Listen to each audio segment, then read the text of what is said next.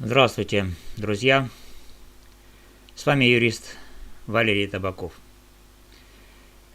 Я уже долгое время помогаю украинцам, которые находятся за границей, в Европе, в Болгарии, по вопросам статуса, ВНЖ, работы и социальной защиты.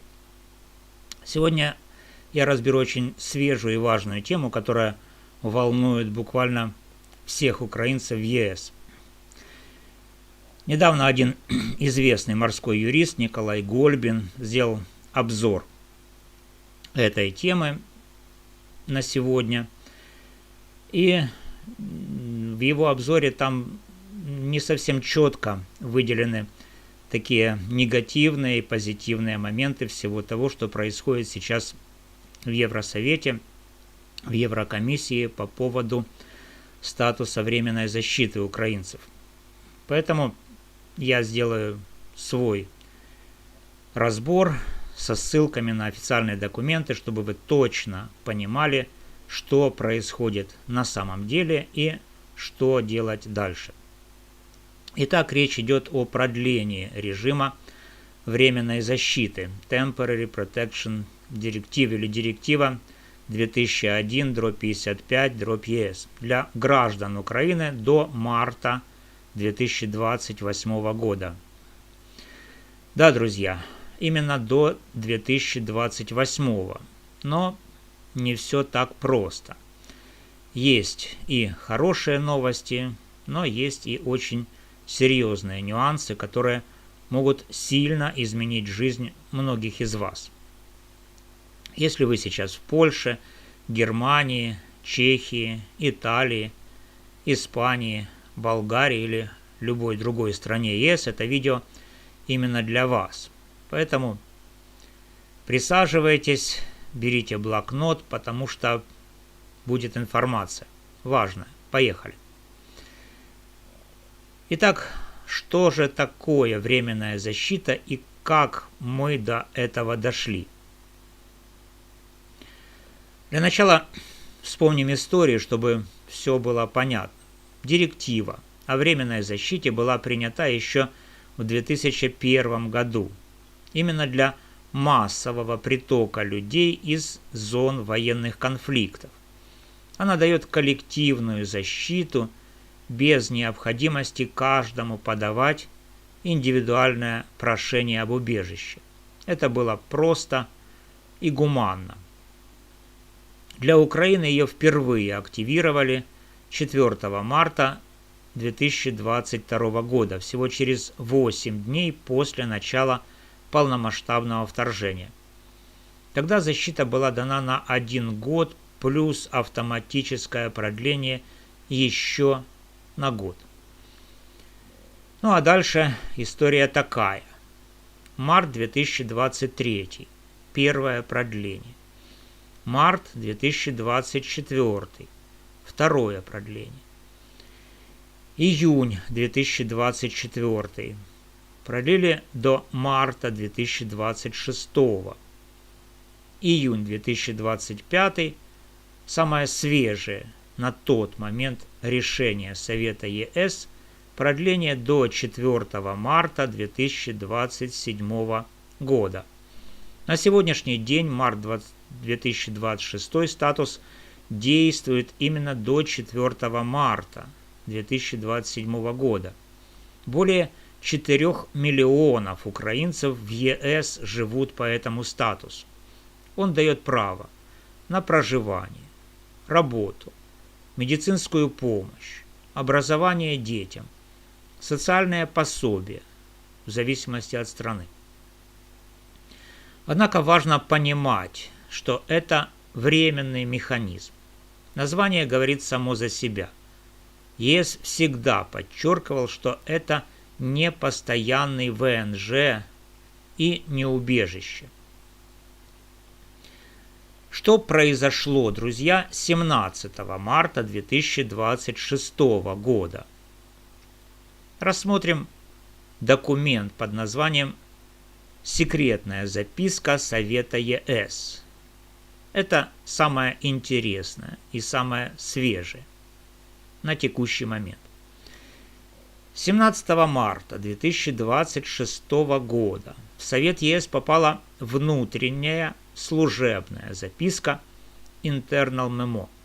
Она стала публичной благодаря утечкам и журналистам Евроактив и других изданий. Именно эту записку активно разбирал морской юрист Николай Гольбин в своем видео. Что написано в этой записке? ЕС рассматривает возможность продлить временную защиту еще на 1 год, до 4 марта 2028 года. Это было бы уже 6-е продление и 6-й год действия директивы. Но впервые за все время речь идет не об автоматическом и всеобщем продлении, а о выборочном, остаточном, residual статусе. Что это означает на практике? Защита сохранится в основном для уязвимых категорий.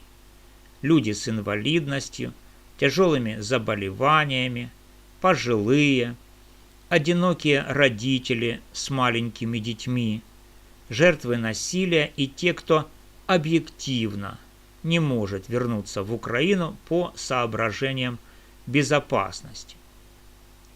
Для остальных, большинства, жесткая рекомендация и даже давление на переход на национальное разрешение на проживание, ВНЖ по работе, по учебе, по воссоединению семьи, Blue Card и так далее.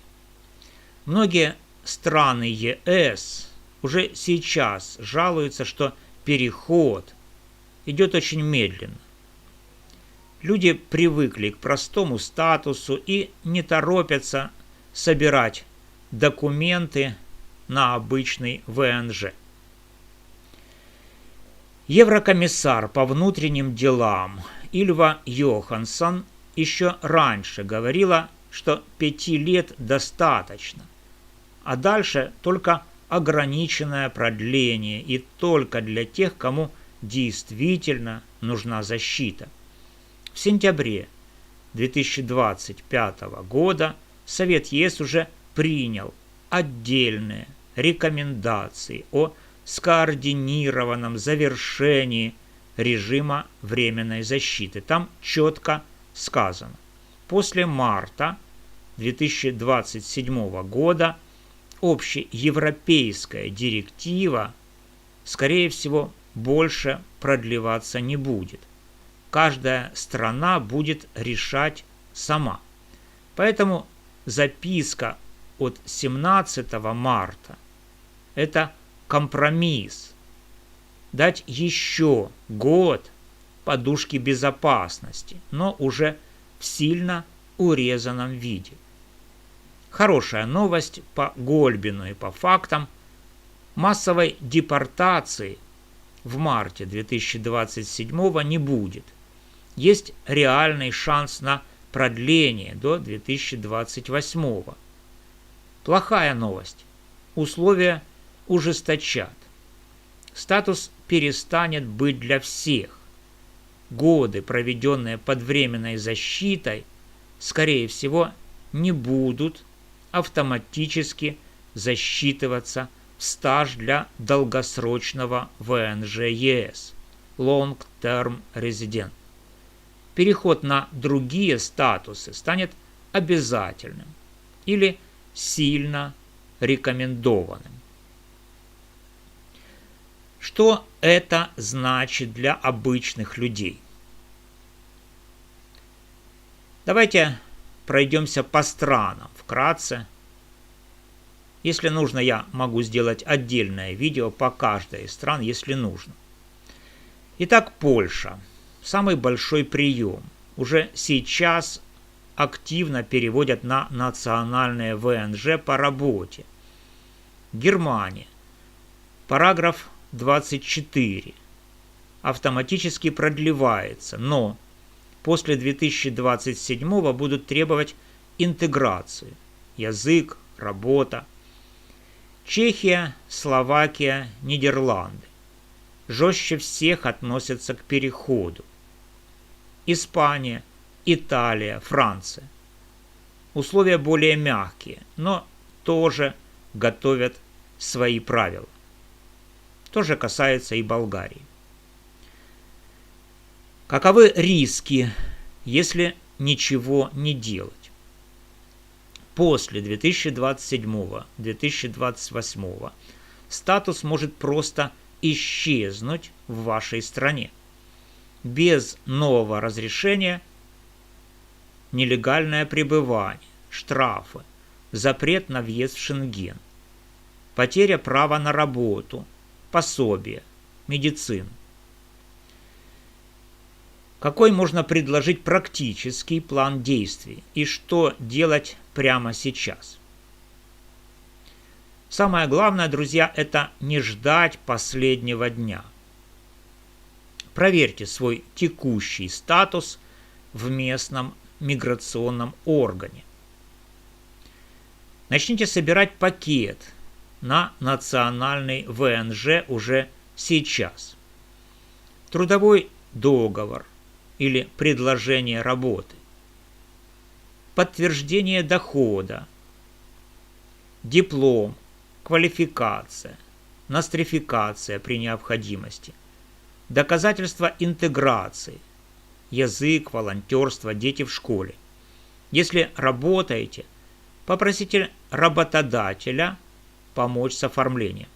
Если учитесь, продлевайте визу ВНЖ по учебе. Для семей рассматривайте воссоединение.